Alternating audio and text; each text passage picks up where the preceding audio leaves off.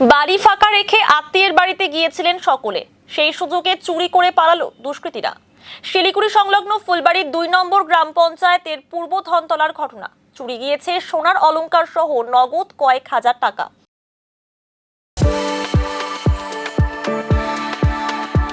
We are the dreamers, the achievers, and the leaders. Come, join us today. জানা গিয়েছে গত শুক্রবার ফুলবাড়ির বাসিন্দা পম্পি সাহা পরিবারের সঙ্গে মিলে এনজেপি সংলগ্ন এলাকায় বাবার বাড়িতে গিয়েছিলেন। আজ সকালে বাড়িতে ফিরে দেখেন ঘরের সমস্ত জিনিস লণ্ডভণ্ড অবস্থায় রয়েছে। এরপরই বাড়িতে চুরির ঘটনা নজরে আসে। ঘরে থাকা সোনার অলংকার সহ নগদ কয়েক হাজার টাকা চুরি গিয়েছে বলে জানান বাড়ির গৃহকর্ত্রী পম্পি সাহা। ঘটনার পরই এনজেপি থানায় লিখিত অভিযোগ জানিয়েছেন তিনি। গোটা ঘটনার তদন্ত শুরু করেছে এনজেপি থানার পুলিশ। এই যে আজকে সকালবেলা এখানে এসে দেখি যে ঘর থেকে সব চুরি টুরি হয়ে গেছে। কানের ছিল, আংটি ছিল, লকেট ছিল, টাকা ছিল, সব মিলে 14,500 তো এমনি ক্যাশ ছিল, আর এমনি ফুচকা যেখানে ওখানে তো ওগুলা তোর ছিল, ওগুলা তো হিসাবের বাইরে। ঘর ভেঙে ঘটের টাকা নিয়ে নিচ্ছে সকালবেলা। আমি বাপের বাড়ি এনজিবি ভক্তিনগর।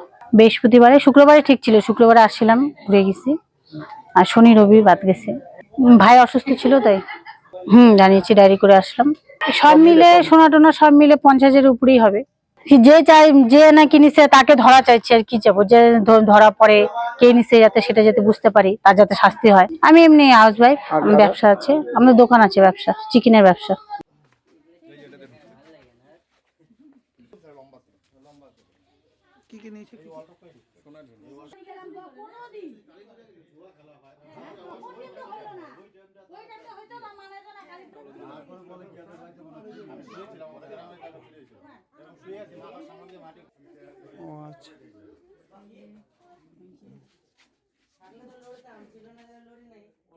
এই যে দোকানের পয়সা, ক্যাশ বাক্স থেকে পয়সা নাই, বিছানার নিচে পয়সা ছিল।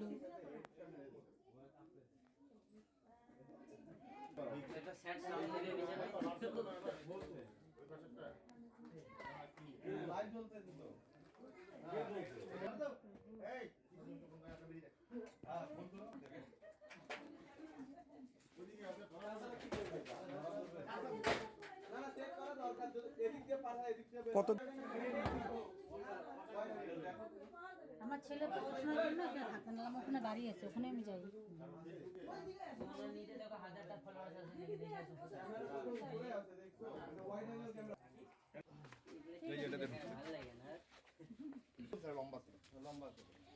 কি কি নিয়েছে?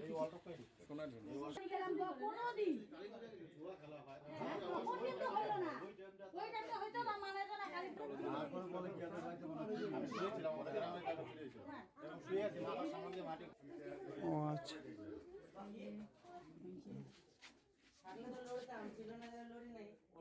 এই যে দোকানের পয়সা, ক্যাশ বাক্স থেকে পয়সা নাই, বিছানার নিচে পয়সা ছিল।